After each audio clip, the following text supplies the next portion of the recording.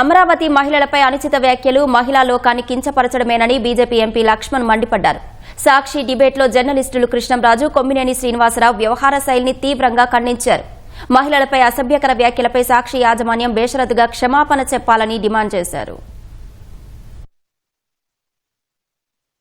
ఏపీలో ఏదైతే మొన్న జరిగిన సంఘటన అమరావతి ప్రజల మీద బాధ్యత కలిగినటువంటి ఆ యొక్క మీడియా యాజమాన్యం ఇంతవరకు కూడా పశ్చాత్తాపం వ్యక్తం చేయకపోవడం, మొత్తం మహిళా లోకాన్ని అవమానపరచడం దాన్ని తీవ్రంగా ఖండిస్తూ ఉన్నాం.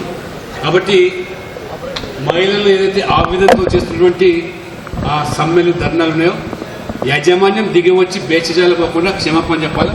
దాన్ని ఇంత నీచమైన సంస్కృతి ఆ రకంగా మరి ప్రోత్సహించడం మంచిది కాదు.